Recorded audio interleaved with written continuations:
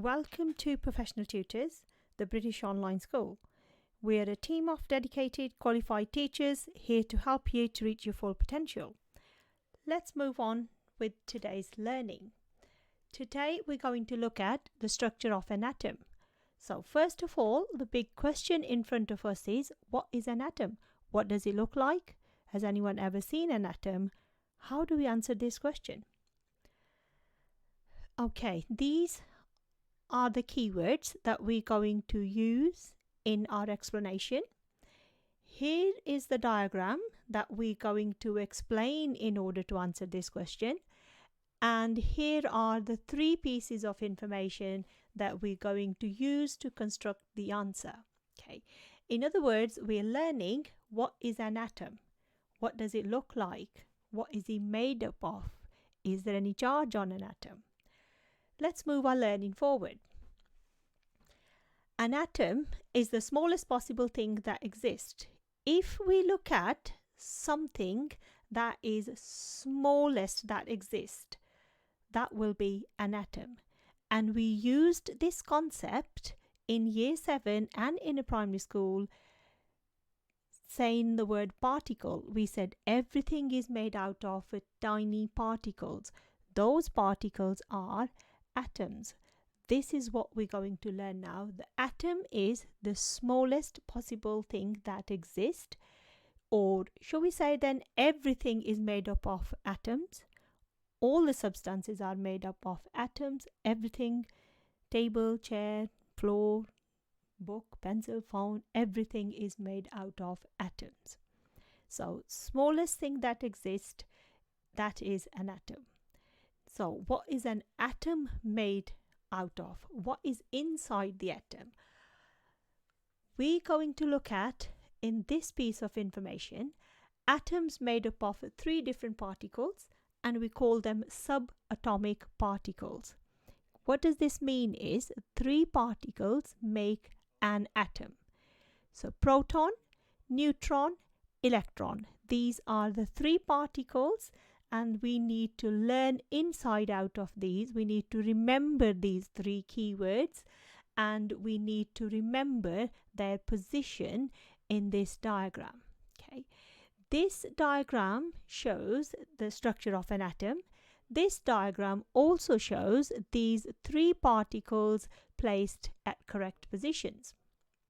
Okay, so protons are these circles. There are 3 particles, 3 protons in this atom, and they're at the center of the atom. They're always at the center of the atom.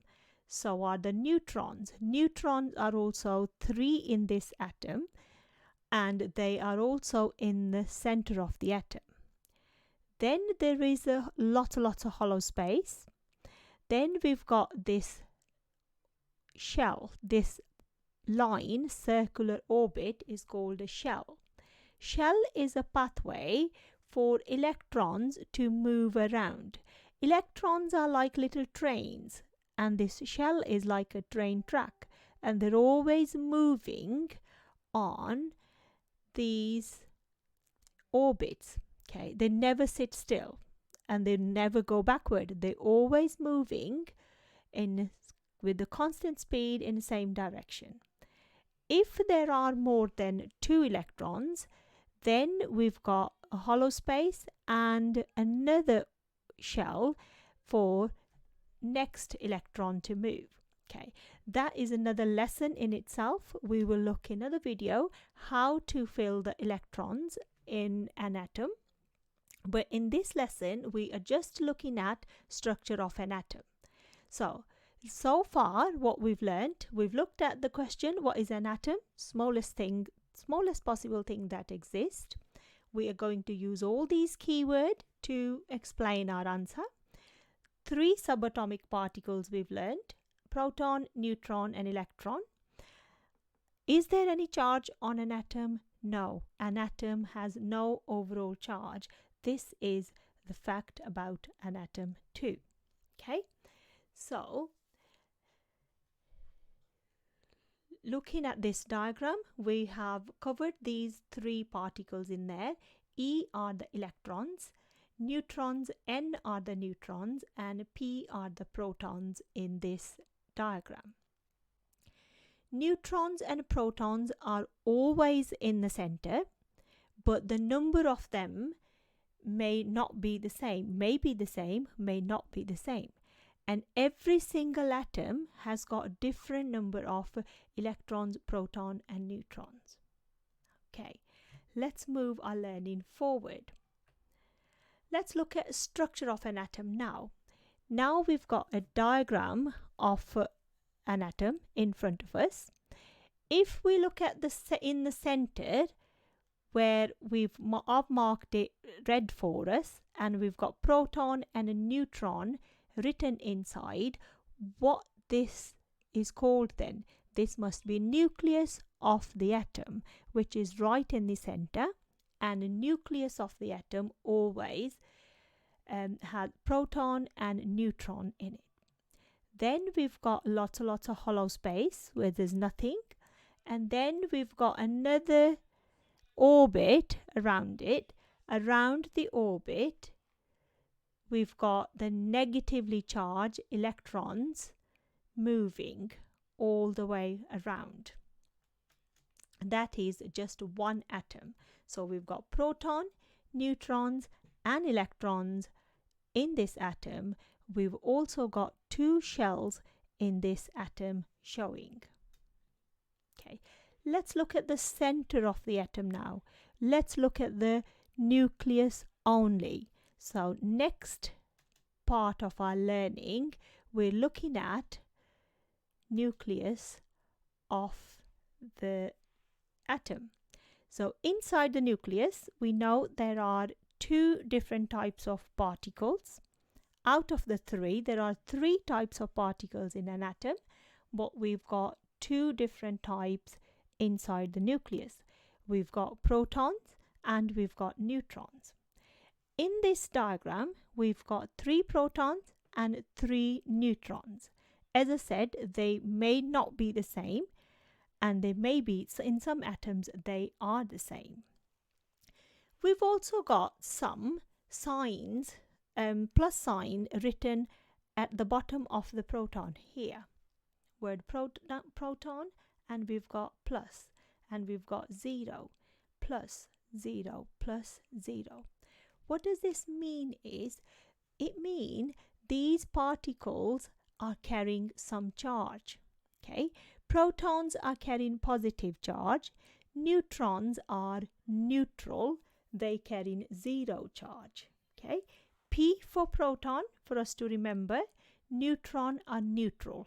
This is the way we're going to remember. So it means overall charge inside the nucleus is plus, positive. Okay, because neutron hasn't got any charge. So there are 3 protons, they positively charged. There are neutrons, they do not have a charge. And this is the fact. We got to remember this, and we've got to use this information in our exams. So each particles carrying some charge and some mass as well in nucleus.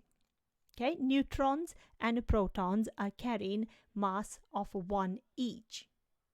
Okay, neutrons got no charge, protons carrying positive charge. Protons, neutrons. Okay, let's move on to next now.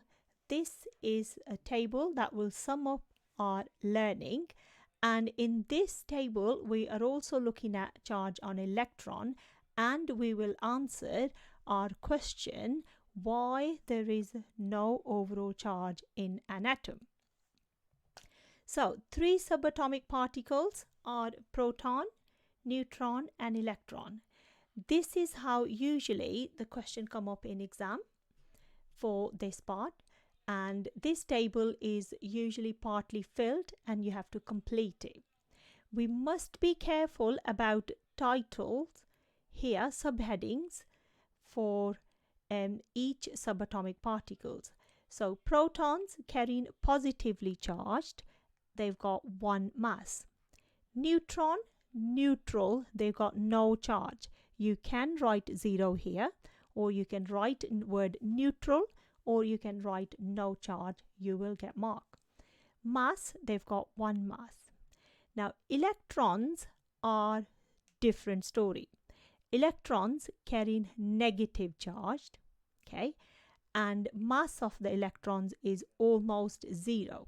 So they do not contribute to mass at all, but they carry negative charge. Protons carrying positive charge, okay, and neutrons are neutral.